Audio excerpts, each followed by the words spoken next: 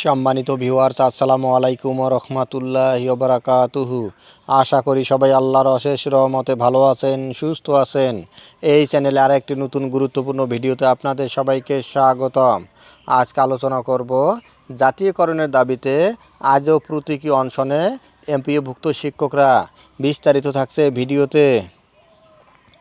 এই ভিডিওটি দেখার আগে যারা এই চ্যানেলে একদম নতুন তারা অবশ্যই চ্যানেলটি সাবস্ক্রাইব করে পাশে থাকা বেল আইকনটি প্রেস করে দিন। আর যারা ইতিমধ্যে সাবস্ক্রাইব করেছেন তাদেরকে জানাই অসংখ্য ধন্যবাদ।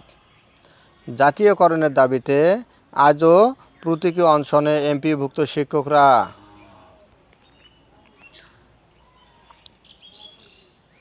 এমপিওভুক্ত শিক্ষা প্রতিষ্ঠান জাতীয়করণ, শতভাগ উৎসব ভাতা, সরকারি কর্মচারীদের মতো একই হারে বাড়ি ভাড়া ও চিকিৎসা ভাতার দাবিতে আজও আন্দোলনরত শিক্ষকরা প্রতীকী অনশন ও অবস্থান কর্মসূচি পালন করছেন। শনিবার 22 ফেব্রুয়ারি জাতীয় প্রেস ক্লাবের সামনে শিক্ষক কর্মচারীদের অবস্থান করতে দেখা যায়। এর আগে শুক্রবারও পূর্ব ঘোষণা অনুযায়ী এমপিওভুক্ত শিক্ষক কর্মচারীরা প্রতীকী অনশন ও অবস্থান কর্মসূচি পালন করেন। গত 20 ফেব্রুয়ারি আন্দোলনরত শিক্ষকদের শিক্ষা ভবন অভিমুখে পদযাত্রায় বাধা দেয় পুলিশ।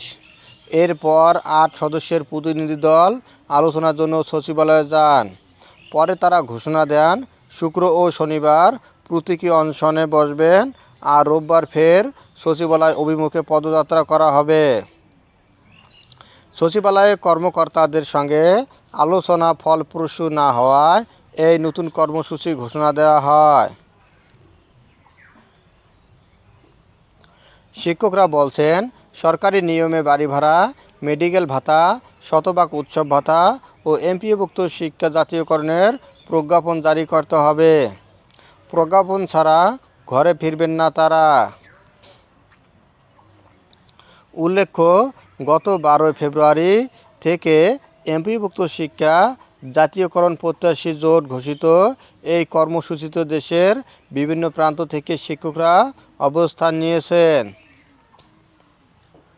সংগঠনের সদস্য সচিব দেলোয়ার হোসেন আজিজি দৈনিক আমাদের বার্তাকে বলেন, আমরা আশ্বাসে বিশ্বাসী না।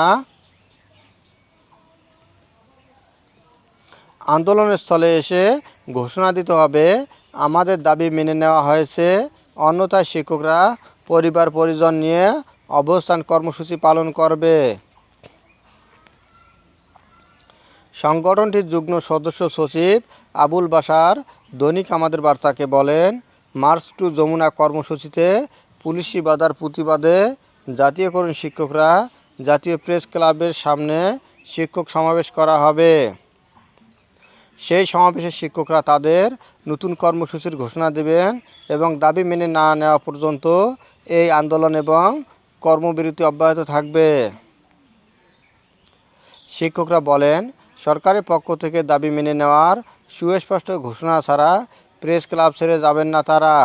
সরকারকে দাবি মেনে নেওয়ার আহ্বান জানান। একই সঙ্গে সব এমপিও শিক্ষক কর্মচারীকে প্রেস ক্লাবের কর্মসূচিতে যোগ দেওয়ার আহ্বান জানান তারা।